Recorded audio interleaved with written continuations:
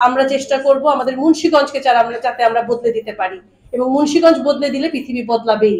আমরা তরুণরাই পারি একটা সমাজ আর দেশকে এগিয়ে নিয়ে যেতে, কারণ তরুণদের হাতে ভবিষ্যতে সবকিছু থাকে। সমাজে বর্তমানে যে ছোটখাটো ঝামেলা বা ছোটখাটো সমস্যা এখনো রয়ে গেছে, এখনো দেশ পুরোপুরি ঠিক হয় নাই।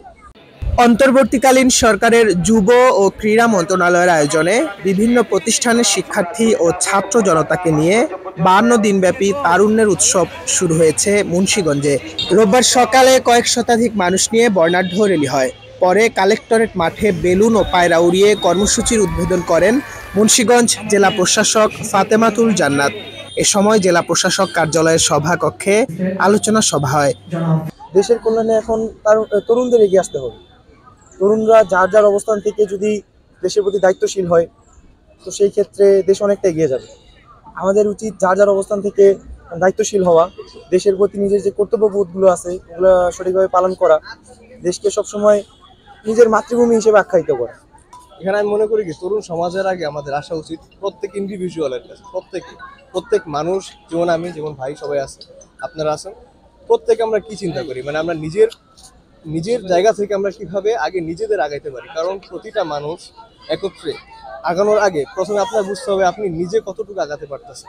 যদি এটা করতে পারেন, প্রতিটা মানুষ একসাথে নিজেদের বিষয়ে আগে চিন্তাটা করতে পারে, নিজের আগাতে পারে, তখন দেখবেন অটোমেটিক সকলে একসাথে আগানো হয়ে গেছে। তরুণরাই সবকিছু করতে পারে। দেখা যায় আমরা এই যে পরিবেশ পরিচ্ছন্নর যেই বিষয়টা দেখা যাইতেছে, মানুষ যেখানে সেখানে রাস্তায় ময়লা ফেলাই দিতেছে।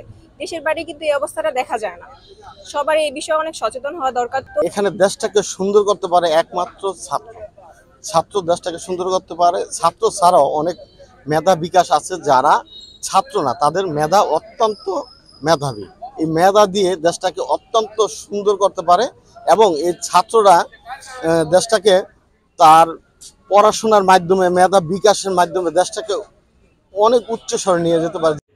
জেলা প্রশাসক জানান, এসো দেশ বদলাই পৃথিবী বদলাই প্রতিপাদ্যে শিক্ষা প্রতিষ্ঠানগুলোতে সেমিনার, ওয়ার্কশপ, তারুণ্য মেলা, দেয়ালিকা, প্রবন্ধ প্রতিযোগিতা ইত্যাদি কর্মসূচি হাতে নেওয়া হয়েছে তারুণ্যের উৎসবকে কেন্দ্র করে, যা চলবে আগামী 52 দিন পর্যন্ত।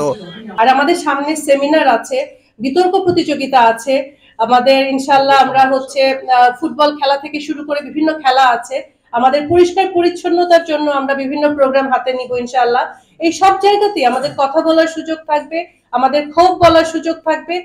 একই সাথে আমাদের যেই জায়গাটাতে এখন যেতে হবে, আমরা তো আমার ছাত্ররা, আমার সন্তানরাই বলবো, আমার সন্তানের বয়সী তারা, ছাত্র জনতা সবাই মিলে যে দেশটাকে তারা চায়, সেই দেশটাকে তৈরি করে দেওয়ার দায়িত্ব তো আমাদের। কর্মসূচিতে জেলা civil surgeon doctor Manjurul Alam, অতিরিক্ত জেলা প্রশাসক মোহাম্মদ রেজাউল করিম, সরকারি হরগঙ্গা কলেজের সহকারী অধ্যক্ষ কামরুজ্জামান খান, 250 শয্যা মুন্সিগঞ্জ জেনারেল হাসপাতালের তত্ত্বাবধায়ক ডাক্তার দেওয়ান নিজাম উদ্দিন আহমেদ সহ বৈষম্য বিরোধী ছাত্র আন্দোলনের কর্মীরা উপস্থিত ছিলেন। শিহাব আহমেদ, আমার বিক্রমপুর।